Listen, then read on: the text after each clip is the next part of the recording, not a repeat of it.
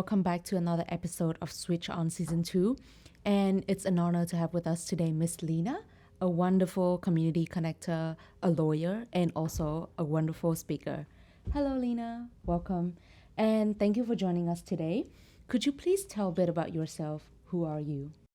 Hi, Vicky. Thank you so much for having me with this podcast. My name is Lina. I'm a lawyer, a business owner, and I guess a traveler. Oh, that's great. Just a little bit about myself. I left Vietnam when I was 15 in That's a very young age. 2009. I was born and raised in Saigon. I left to the UK. I did my high school there, my law school there. Then I moved to Melbourne in 2017. I've been a lawyer for 10 years. I was a corporate lawyer to begin with, and then I moved into litigation practice. So I go to court for criminal law, for all sort of civil litigation matters. So if you need to go to court, I'm your woman. I will contact you when I need. Yes, and I also do a little bit of immigration as well. So that's my line of work. I run my own firm now. I've done law in 3 countries. I've done law in Vietnam, in the UK, and in Australia. Wow, that's very impressive. We'll dive more into like how you navigate your legal journey throughout the 3 country. But before that, can you tell a bit about like what inspired you to pursue like a legal career? Oh, so many things. First of all, I think both my parents are lawyers. Let's start with that. So, growing up, I always knew I would become a lawyer. And when my dad acted as a defense lawyer for Gary Glitter, a very famous rock star, back in 2006, I think, that sort of sealed the deal for me. I wanted to be as iconic as dad. But also, I always wanted to change the world. It sounds so cliche, but I think law was the perfect vehicle for me to sort of realize that dream. Yeah. And the third reason is I think law really challenges me intellectually, mentally, and more often than not physically as well, because it's long hours, very stressful, very taxing on your body. But it makes me become a better thinker. So that's what I love the most about law. Oh, that's so great to hear. And I think to me, lawyer has always been like a hero without a cape, because lawyer, they have like really, it's a really pressure and a really like stressful job. Yes. But they also bring with them a lot of responsibility and also make a lot of impact on the people. So I really admire like what you're going and where you're going to. Yeah. And also during your 10 years of legal experience and 10 years of legal journey, did you encounter any challenges, or do you have any memorable like stories that you want to share with the audience? Oh, wow. There's so many things that I guess I encounter along the way. I guess with any professions, we always have the ups and the downs. Yeah. When I was in law school, obviously I moved from Vietnam, so language has always been an issue with, I guess, international students. Yeah.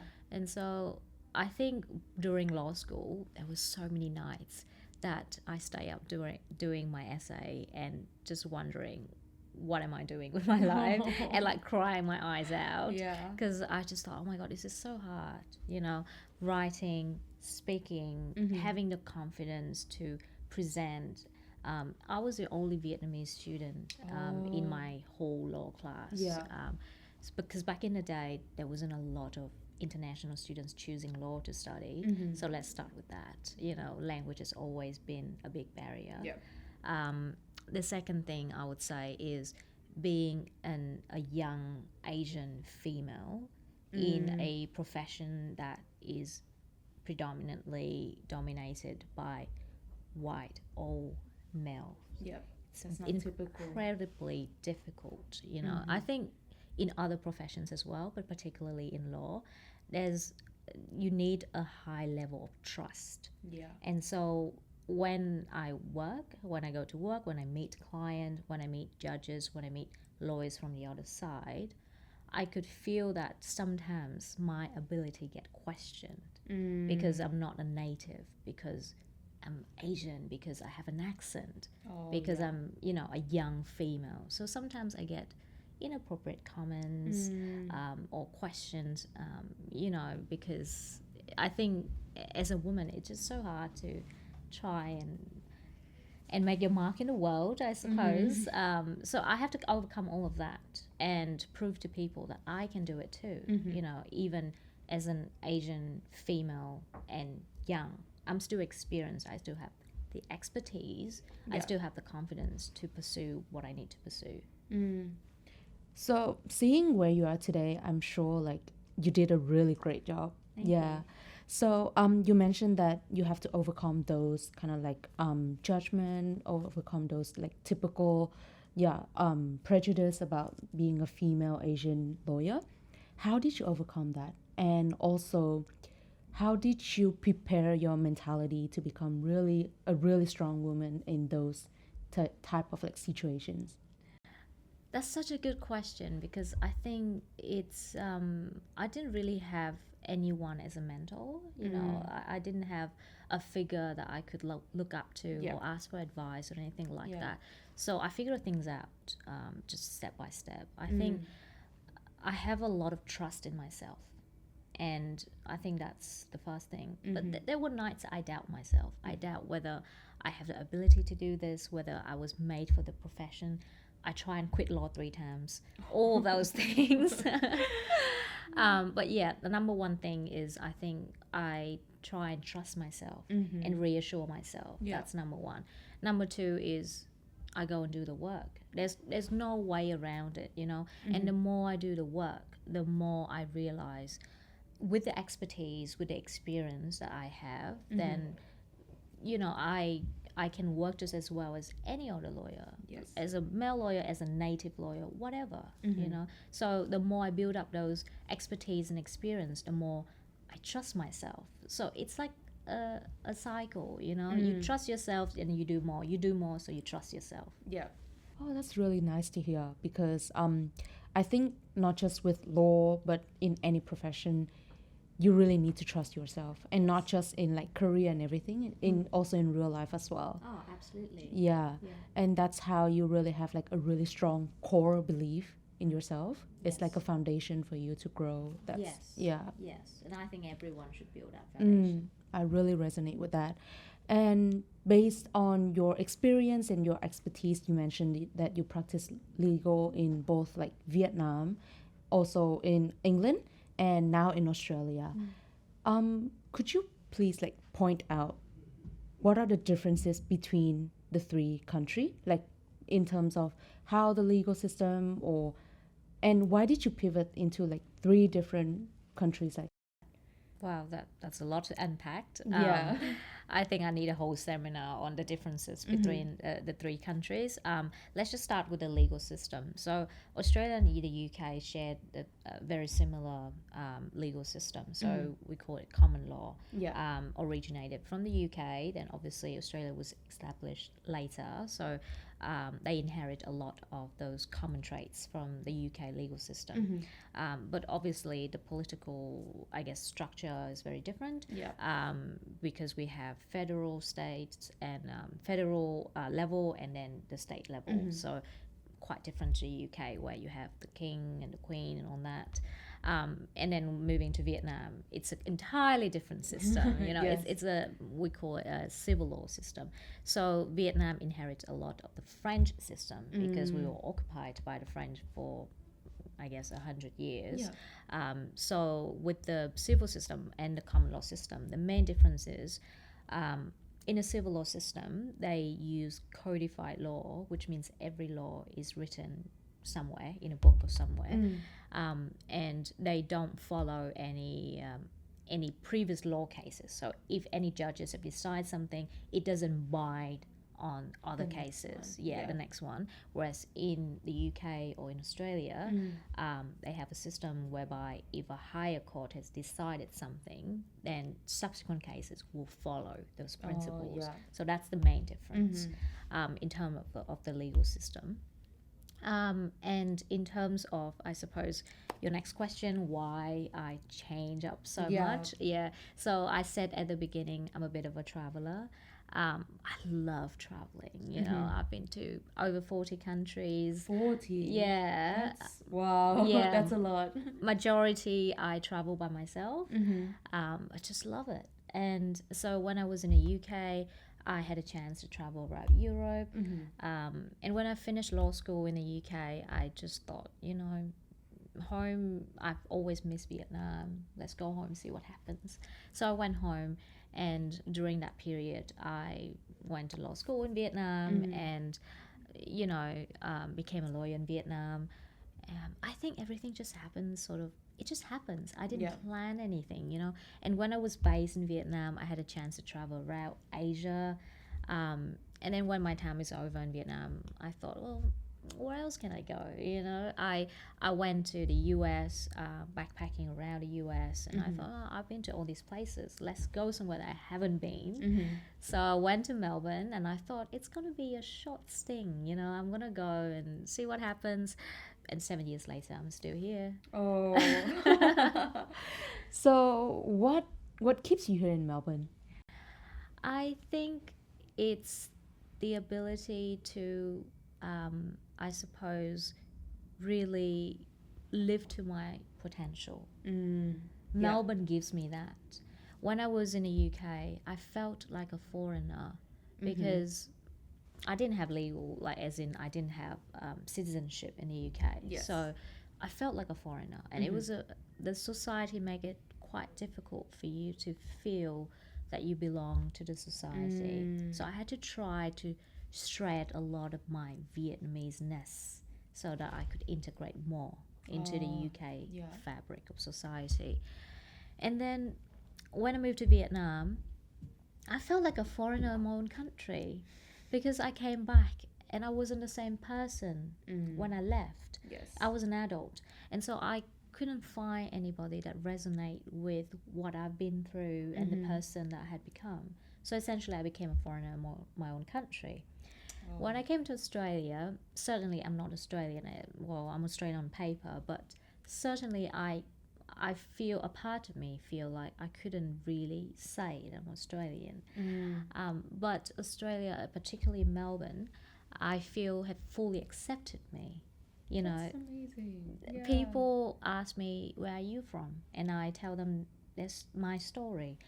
And I felt I was accepted as who I am. And so I didn't have to define myself as British or Vietnamese or Australian. I'm just me with all these experiences. And people have accepted me for who I am. So that's why I stay, because I feel accepted. Oh, that's really nice to hear. Because as someone who is also an international student in Australia and in Melbourne as well, I can see that Melbourne is really diverse and they're very open to learning new culture, accepting new culture. And as you mentioned, we feel like we belong here. Yeah. So I'm really glad to hear that you can find home for you. Yes. And somewhere you feel like you are belonging. Yeah. Thank you. Oh, good. So now that we talk about the diversity of Melbourne, let's switch a bit about the community side, and I would say a second role of your a second side, a different side of who you are in Melbourne. And I know that you are a community connector, and you are also a very important person in the overseas Vietnamese community here in Australia. So can you tell the audience a bit about your role and what is your position in overseas Vietnamese? Sure. So Overseas Vietnamese is a group started by a German Vietnamese who was based in Singapore. He organized the group with an aim of gathering all Vietnamese professionals to connect and to network and all that stuff. And it's spread it around the world. It's got a chapter in New York, in Paris, in Saigon, in Singapore, and in Australia we have one obviously in Melbourne. So Daniel Tran is the lead of Melbourne. I'm the vice president. All these titles. But it doesn't really matter. I guess my role with Overseas Vietnamese is, I suppose, it resonates with me a lot as a professional, as an overseas Vietnamese who've traveled and try and, I guess, make your mark in the world. It resonates with me. And so I thought if we could have a tribe where people come together and feel belonged Mm-hmm. and feel like, oh, someone has a similar story with me, then we could all thrive together, grow together and collaborate. And I think it's a wonderful idea. So what I'm doing with Overseas Vietnamese is obviously we want to spread the words. We want more people to know about us and to bridge the gap between, I guess, an overseas Vietnamese, as in an international person who comes here, Yeah. and an overseas Vietnamese in the sense that they are Vietnamese but was born overseas.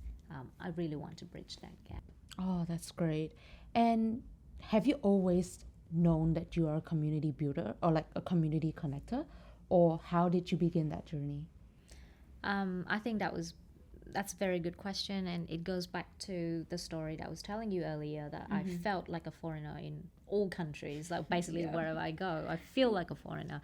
And so I thought I wanted to find someone who's similar as me, who resonate with my experience.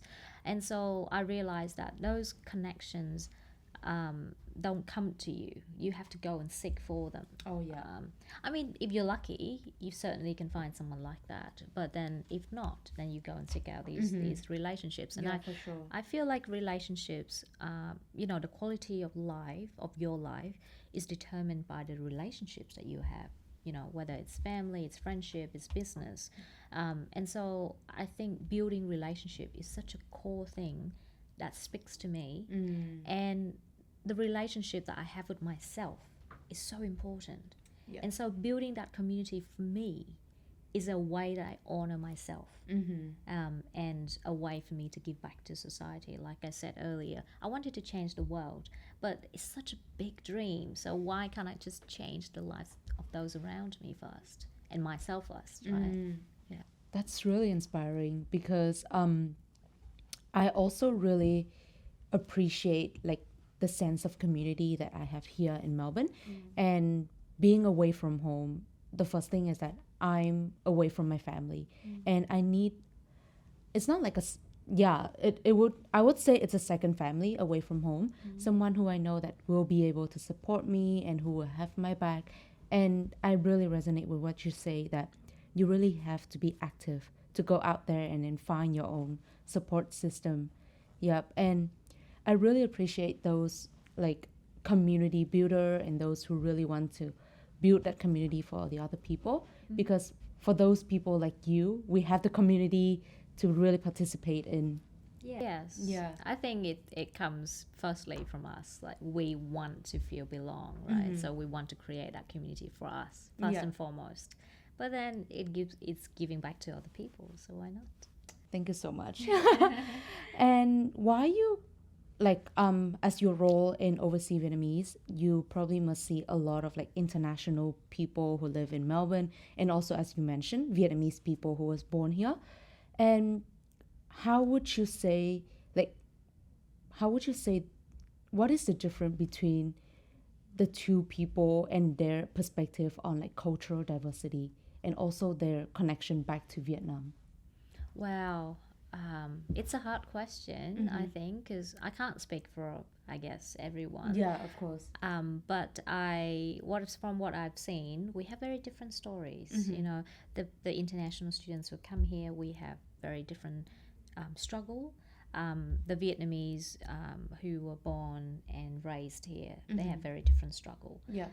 And so I thought, well, why can't we come together and share these stories and see how we can work together to unite as we all share the same root, the same motherland, essentially. So why can't we see what skills that we can put together to enhance the community and the business that we doing? Yeah. And so I think everyone has their own struggle. And so if we come together and share these workload, share these resources, then we're building something really amazing. Yeah. So with such different like audience like that, how do you manage to keep them engaged in your community? It's tough. let's put it that way. I think because the way that life works in Australia, everyone's so busy. It is. Yeah, everyone's so busy, earning a living, hobbies, families, time for yourself, and so to get people to just come to these events hard. Like, why would you spend 2-3 hours going to meet and talk to strangers? That's such a strange idea to some people, especially introverted people. So I think to engage these two audience, I'm still learning. I'm still learning how. I guess it's inviting both groups into these sort of events and show them what they get out of after these events. So I'm still learning. It's a long journey. I see. And with the community that you have been interacting with, and then you have like I would say like an understand of, how would you say, because as I can see right now, the bilateral relationship between Vietnam and Australia, and also Australia and other Asian country, it's getting a lot better, and there are a lot of like cross-cultural businesses. How would you say the community can contribute to those like business scene, and what are the value of those community like that? Okay, yeah, I think community have such a big impact on business, I think, personally. One is it creates a sense of trust.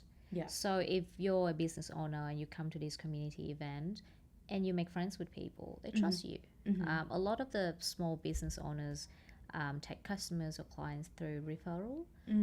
So it's very important to get your name, your face out there and build those relationships. So communities help with that. So number one is trust. The second thing I think also is collaboration. It's very important for you to work with other businesses because you can't do everything.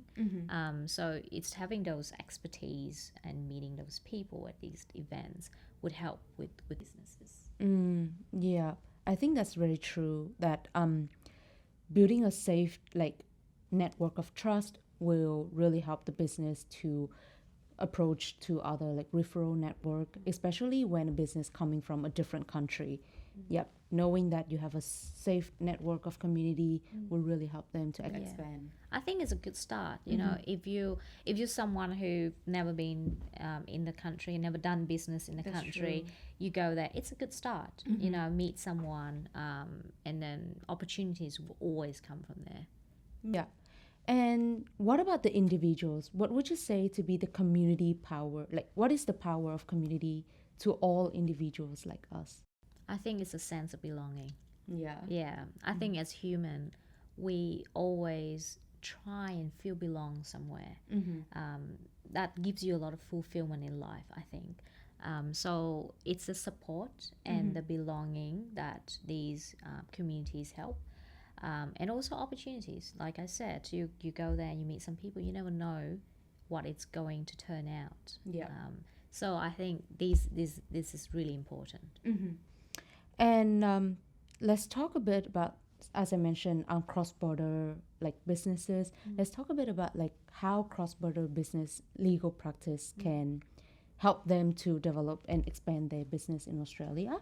So given your cross-border legal expertise, how do you approach in like advising business to come into Australia, and what are the legal challenges that they should be aware of? Sure. I think the number one thing that I always say to businesses, the challenge would be expectations. Yeah. And I think it applies to business or even personal life, I think coming to a new country, people have a lot of expectations. People expect that if they do well in business in Vietnam, they would do well in Australia, something like that, which isn't always the case. Similarly, people expect that the certain way that they do business in Vietnam in terms of taxes, in terms of, I guess, partnership, contracts, I think, it's similar principle. Sure thing, if I do everything well in Vietnam, I come here, I should do well. So I think managing expectations is number one. In terms of the challenges that they usually face, I think the legal landscape is very different from Vietnam. For example, in Australia, you have the trust system. So a lot of businesses run through trust. And in Vietnam, that notion doesn't exist. That concept doesn't exist. At least in law anyway. So people come here and, oh, why do I have to open a trust? What is a trust? What does it do? So I think navigating that is quite difficult for new business owners. Tax is another issue. Australia has a very rigid, very complex tax system. Is another issue. Cost is an issue. Doing business in Vietnam, you can virtually start with nothing. You can go onto the street with a simple cat and start selling stuff, and nobody's going to say anything. But in Australia, it's not the same. So you hire people, you hire offices and registration and tax return, all those things. Very complicated. Very complicated, very costly. Yeah. So those are the main challenges. Also on the cultural differences as well. When you work with Australian, the way Australian work compared to the way Vietnamese work. In Vietnam, you can have something delivered to your door within 2 hours. Yeah. In Australia, sometimes it's 2 weeks. Even 2 months. Even 2 months. That's so true. You need to manage these expectations, right? And so my job is to educate clients on this. So that's number one. And the second thing that I aim to do is clarity. So not just educate, but to give people very clear direction and steps on what they can do. And that's the thing, you just need to seek expert advice. Businesses, sometimes they think, oh, in Vietnam I can do everything by myself. Yeah. But in Australia, you really need some help. Yeah. I think like with people with expertise and also the understanding of the local like laws and even like local expectations like you, business really need those local understanding, because as you mentioned, coming into another country is a totally different story. Yeah. And so for those entrepreneurs looking to invest in Australia, how would you recommend them to prepare themselves? I think speak to experts it's always going to be my advice. I think they need a few combos. They need a lawyer, so to navigate the legal system.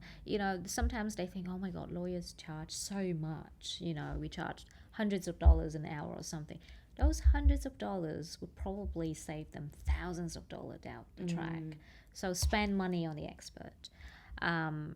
Accountant, someone who's good with tax, is good, a good broker, so that they can borrow money to do what they need to do. So I think my advice is to prepare early, go and speak to expert before you do anything. Really have a good understanding of the system first before you jump in, because then otherwise you're going to make very costly mistakes. Yeah, totally resonate and agree with that. And not just like on legal, not just on finance, money, accounting. I think even when you're trying to understand the market, the customer, the audience that you are talking to, you really need a local expert to tell you, to give you the insights of the people who will be your customer. That's right. Yeah. I think local knowledge is very important, because as much as Australia is a Western country, it's very much separated from the rest of the world, right? So I think the market is pretty much still very local. People like local expertise more than international expertise, because it's no use in this market, really. So I think, yes, you're right. I think having the right contact is very important. And again, it ties back to the community. If you have a strong community, you go there and you can find these dots to connect your story. That's true. Yeah. Now that we are coming to an end of our podcast, I want to ask you, how do you envision your role in building community for Vietnamese overseas, and also for all kind of communities? I see myself as, I suppose, a brick in a big wall. I guess if I can fit in somewhere to support the bricks above me and contribute to the brick below me, that's how I see myself. Oh, That's a very interesting like image because I have never seen anyone saying that they will be a brick. A lot of people say they will be like the foundation, but I have never seen like yeah, someone say they will be the brick to fit in. Yeah, I think I'm standing on the shoulder of those that went before me, Yeah. and then I will be the brick that support those who go after me. That's how I see myself. Really great to hear. And as part of like our final question, do you have any tips and advice for those young like professional and also young like legal adults who want to be a lawyer? Do you have any tips and advice for them? I think two things: trust yourself and trust yourself more. But also work very hard. You have to prepare to work hard. And like I said at the very beginning, you trust yourself, so you work hard. You work hard, and the more you work hard, the more you trust yourself. That's very meaningful cycles. And I think that's conclude our podcast today. Thank you so much for sharing your tips and advice and also your insights. And I hope you all the best and really looking forward for the future event of Overseas Vietnamese. Thank you so much, Vicky, and thank you for having me here. Thank you.